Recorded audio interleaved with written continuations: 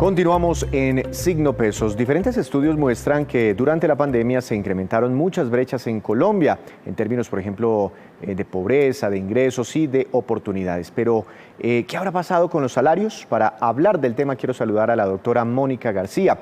Ella es directora ejecutiva de la Federación Colombiana de Gestión Humana, ACRIP, que acaban de publicar un estudio muy interesante sobre este asunto. Doctora García, buenas noches, bienvenida a Signo Pesos. ¿Cómo le ha ido? Muy bien, Víctor, muchas gracias por invitarnos, por invitar a CRIP aquí nuevamente con un nuevo estudio. Muchas gracias. A usted muchas gracias. ¿Cómo se puede definir exactamente una brecha salarial entre hombres y mujeres? Pues, Víctor, es la diferencia de salario entre hombres y mujeres con un mismo cargo y las mismas condiciones. Es esa diferencia. ¿Y en Colombia son muy grandes esas diferencias cuando pensamos en cargos directivos?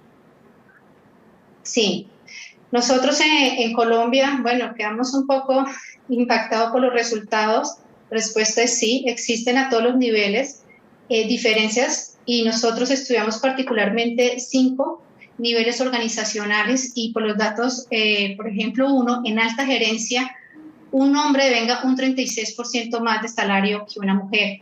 En gerencia media un 13%, en profesional un 8% ganan más que las mujeres, en técnicos un 6% y en el personal base hasta un 24%. Esos son los niveles que estudiamos en la CRIP y pues en todos encontramos diferencias. ¿Esto es un fenómeno que ocurre únicamente aquí en Colombia? Porque usted me dice, esto me sorprende mucho. ¿En otros países no vemos esas brechas tan grandes? Bueno, si bien nuestro estudio se enfocó sobre en Colombia, tenemos conocimiento como diferentes reportes, como en el World Economic Forum, hay estudios y se ha identificado que pues, esta tendencia es a nivel global. Entiendo. ¿Qué otro tipo de brechas encontraron ustedes en el estudio, distintas a la brecha de género? A la brecha de género, bueno, nosotros también encontramos que hay variaciones, por ejemplo, por sector y también por departamento. Digamos que ahí también encontramos diferencias. Por sector, por ejemplo, ¿qué podemos destacar? Bueno, por sectores, nosotros los sectores que encontramos que son mejor pagos ahorita, encontramos el de farma, encontramos el sector, y por ejemplo el que menos paga el sector de retail. Son como los principales y el de contact sector. El sector de minería también es un sector que es mejor pago, entonces también ahí hay unas variaciones por sector. Alimentos y bebida, químicos, o sea, como en ranking tenemos alimentos y bebidas, químico y farma, también materiales y construcción, fue como el top que en Colombia son los mejores sectores que pagan. Y pues bueno, los otros que comenté, retail y pues son como los contact centers, son de los que menos pagan. Pero eso, ¿qué quiere decir al final del día? ¿Que los directivos ganan mucho más en ciertos sectores que en otros? Es correcto. Dependiendo del sector, tienen mejores salarios. ¿Y tienen alguna medición de porcentualmente de cuánto podría llegar a ser esa brecha? No lo tenemos por cargo, nosotros no tenemos ahorita pues exactamente los valores o sea, la medida de las brechas, pero sí tenemos conocimiento de los valores por cargos en diferentes sectores y sí hay unas diferencias. Entiendo. Cuando miramos el salario promedio de los diferentes niveles de cargos en las compañías, ¿podemos imaginarnos promedios de cuánto?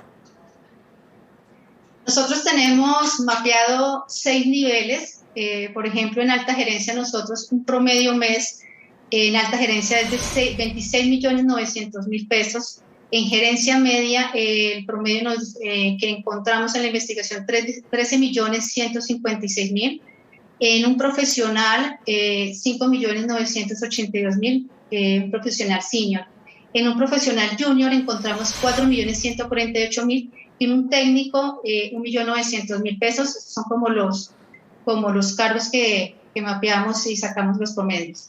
Pero muy interesante esa referenciación. Ahora, le preguntaba por las brechas salariales entre sectores, pero digamos, un mismo gerente en una misma compañía puede ganar distinto si uno está en Bogotá y otro en otra ciudad del país.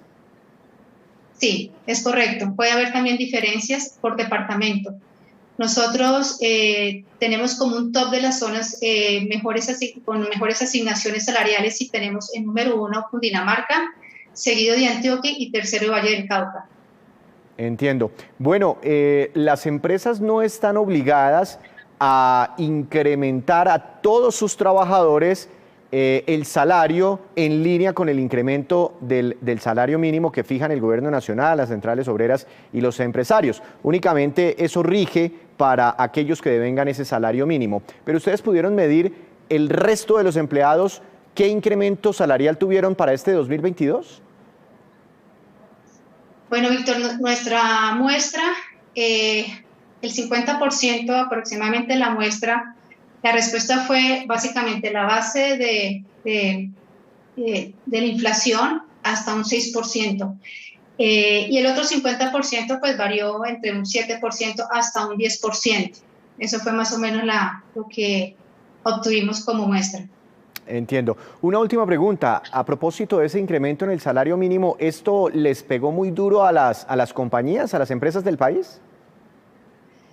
Bueno, la respuesta es sí. El 72% de las organizaciones que nos respondieron manifestaron no tenían presupuestado un 10%, ¿sí? Ellos estaban más hacia, hay una tendencia desde la base del 5.6 hasta un 7%, la mayoría de la muestra.